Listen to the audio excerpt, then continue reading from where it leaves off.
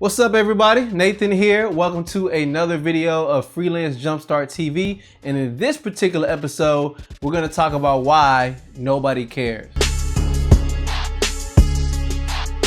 Have you ever reached a point in your business to where you felt like people are not respecting you and you're not getting the attention you deserve? And I get it. You put in all this effort, all this time, you invest so much, but how come you're not getting any traction? How come you're not getting any popularity? How come you're not blowing up, right? I don't know if you ever had those thoughts and or frustrations, but I know for a fact that I have. I've seen this feeling is not limited to freelancers, but pretty much anybody who is creating anything or starting something new. The anticipation of success can be frustrating in waiting for that success to happen, or perhaps you're looking for a certain degree of success. That could be a certain following that you're building on the internet. That could also be a certain respect or monetary value you want to receive from clients. Whatever it may be, there's something or some goal that you're looking for, you're chasing after, that would define what success is. And I have some news for you. If you're anybody who's starting something new, getting started with a business, you just rebranded, you're retooling, you're relaunching, whatever it may be, if you're working on something and you're in the early stages of it, I have some advice. Nobody cares and no one cares. I'm gonna say that again. No one cares.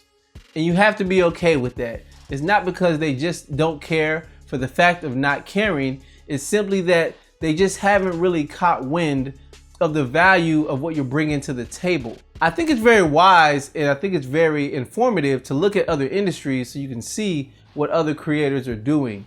And I found a great story from somebody I met at a conference. The person I'm referring to is named Rocio Mora. She has her own YouTube channel in which she talks about hair care tips and all these other things. But I wanted to tell a story that she shared with me at this conference I was at. So back in the day, the time period is 2014, someone approached her and they said, hey, I think based upon certain things that you say, certain things that I've observed, you should probably make videos on YouTube and just talk about your journey and share the little tips that you've learned in taking care of your hair. So she figured, hey, why not? I'll give it a shot. So she made the decision and said, I'm going to commit to making videos and putting out this thing and making the videos I create public. Now, she made her family aware of this, but just in all honesty, she mentioned the only person who really kind of supported her at first was her brother. Maybe because he understood, maybe because he was younger, but everybody else just said, yeah, that's nice. She started uploading videos on a consistent basis and they started to gain traction. She started getting some subscribers, she started getting some followers, and a little time went by and she ended up getting 5,000 subscribers. Now, when she finally got to the point of getting 5,000 subscribers, she mentioned that her mother commented and said, oh, that's cool. She continued putting out content on a consistent basis, and when they reached certain milestones like 5,000 subscribers, her brother would celebrate with her. The rest of her family were just like, hey, I guess that's cool. Maybe. That's nice. You make videos, I guess. She continued to put out content on a consistent basis for about a year. At this point, a company approached her that had a large online following and they asked, hey, can you make some snippets and some videos for us? And we'll put them on our Facebook, we'll put them on our social media channels, and you'll get exposure and you'll help us out with creating content. She agreed, made the videos and put it out there. Now, the interesting thing that happened with this is that community with the large following, when they posted the video to their Facebook, her mother finally saw it. Her mother saw the video and said, oh my gosh, that's my daughter. And her mother finally understood what it is she was doing. So what it seemed like she didn't care about, it's just that she didn't understand. And it took her growing to a certain point over a year for her mother to finally see that. Her father, on the other hand, still didn't really understand what was going on. For him, it took getting something in the mail for him to realize. A package came to the door, saw the package. He commented, how'd you get this package? And a sponsor just sent her a package because they wanted her to put it in a video. At that point, he finally understood, wow, people can actually send you products and send you money and you can make money online? Mind blown. Fast forward to today, Rocio has grown her online following to over 20,000 subscribers, and she's at the point to where many people want to get to. She's able to make YouTube videos full time now. So what started as a side hustle transitioned to her main job and career. And just listening to her story, I learned many things myself. One of the things that I learned is it's going to take patience. If you're working on something, if you're building something, if you're jumping into the world of a freelancer, whatever it is that you're working on, you're gonna have to be patient. I've even struggled with patience in making these videos I'm doing right now. I want more views, I want a following, I want to grow my web design business, I want to grow. But if you think about it, at the time of this video, I've really only been doing these types of videos for about a little over 2 months. The expectation is a little too high and the expectation is a little too fast. Be patient. If you're gonna wanna see change, if you're gonna wanna see growth, maybe re-examine things after a year, but as it stands now, be consistent, be patient. The second thing I learned from the story is this. It may feel like when you're building something, when you launch something, that nobody cares, or even those closest to you, even your family members, don't care about you.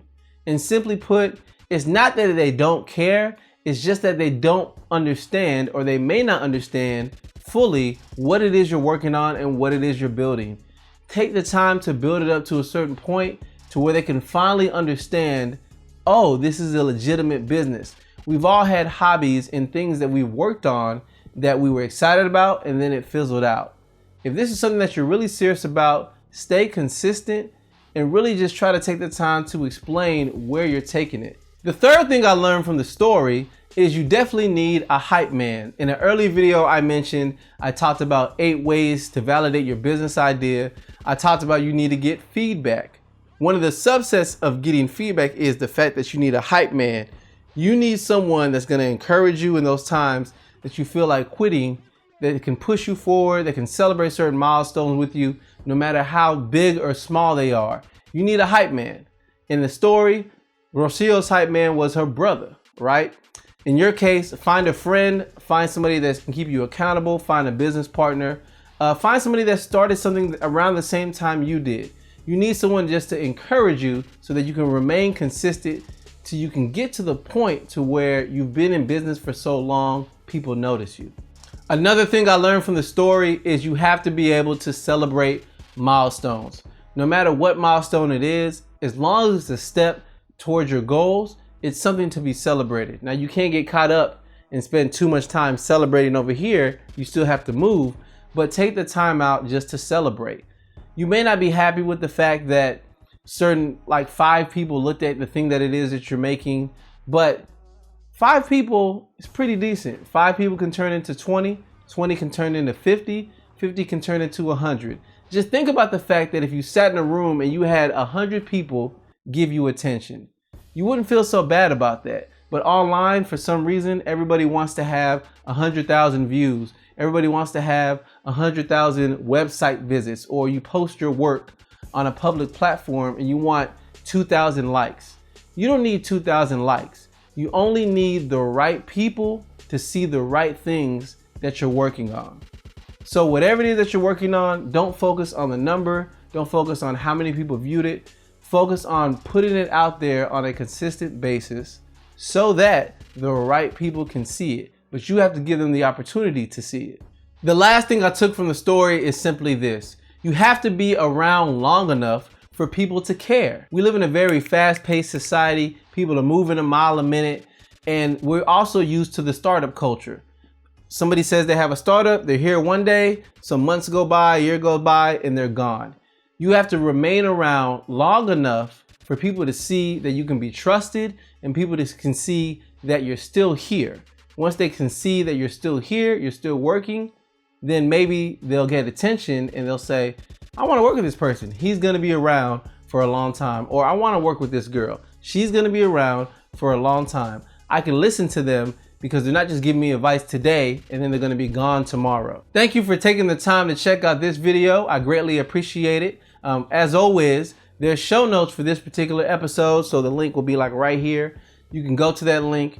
Take the time to read over the story. I go in a little more detail.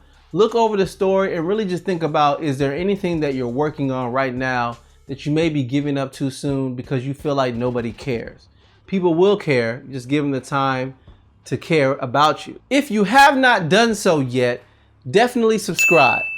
You want to subscribe to this channel just so you can get videos like these, but also the next videos I'm going to get into is my favorite topic, and that's pricing. I'm going to talk about how to set your price, what to charge, the different types of pricing there is for freelancers, certain experiences I've had, my successes and failures with dealing with pricing. So to get all of those things, you're going to want to be subscribed right now to my YouTube channel, or you can subscribe on iTunes by going to nathanallotey.com/iTunes, and then you'll be subscribed that way. Until then, I will catch you in the next video. See ya.